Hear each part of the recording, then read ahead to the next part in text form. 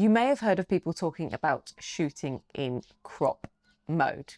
You may be wondering what this is. I've had a few questions about it because it is something that I use all of the time, and it's an integral part of my photography workflow when shooting with my full frame Sony A7C Mark II camera. So in this video, I thought I would address a few things: what it is, how I use it, and how you go about setting it up in the camera itself and putting it to best use. So what is crop mode or aps-c mode? Effectively, what it is doing is if you're using a full frame camera, you are cropping the image to an aps-c sized frame.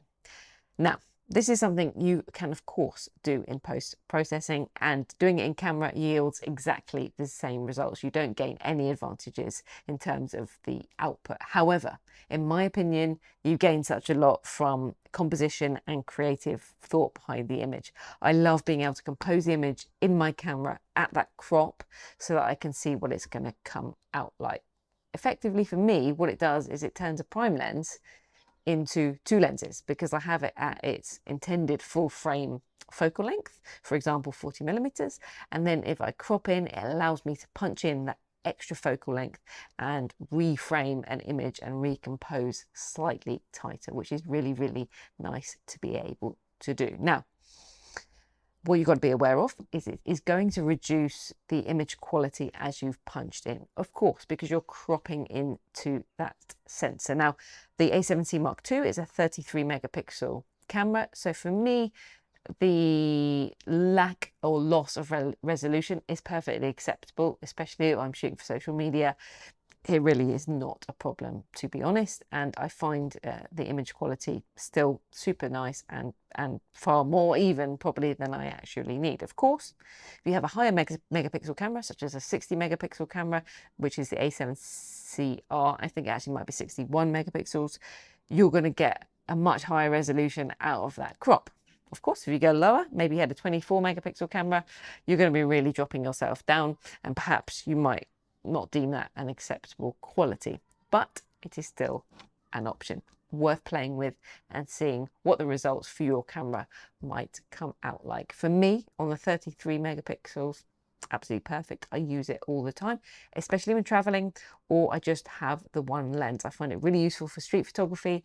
I've used it even on a zoom lens, to be honest. I went to the Dolomites recently, 24 to 50. It enabled me to have that extra reach. I found myself really wanting to punch in on the peaks of the mountains, and I got some absolutely cracking shots in aps-c crop mode, and I was able to frame it up and kind of visualize my image and see what I was going to get, and I absolutely love doing that, and as a result got some images that I was really happy with.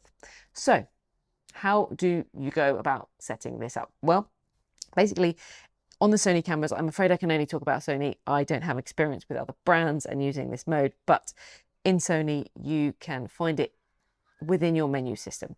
It's pretty easy to find. However, I find, like on the fly and shooting, you do not want to be digging through your menu system every time. I'm going to overlay here where you do find it in the menu system. But the real key to success here is to mapping it to a custom button. A button that you can easily hit and choose when you're out shooting, and you can punch in and punch back out again. You can see through your viewfinder or on your screen what you are going to get. Now, I've been through a couple of iterations of where I've had this button mapped. Initially, I had it mapped to this button on the side of the lens here, because I have all G lenses or GM lenses, and they have this customizable button on the side.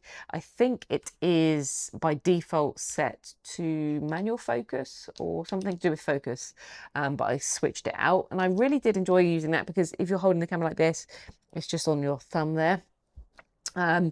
I currently have it set to my custom one button, which sits just where my thumb does, next to one of my customizable wheels on the back here, and I just hit that and it punches it in and out. So I'm not really sure why I changed it, to be honest with you, but anyway, I'm currently on custom one, but you can map it to any button that you want, something you find easy to press and that you don't need for something else.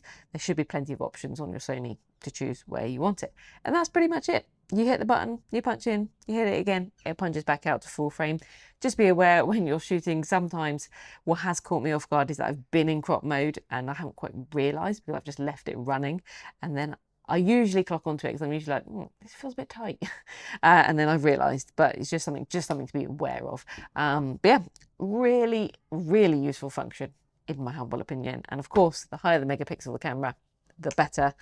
But give it a whirl. If you have any questions on how to do it or anything you want to ask, drop them down below. I'll be very happy to answer. Happy shooting and happy turning your lens from one focal length into two. It's very, very useful. And I will look forward to seeing you in the next video.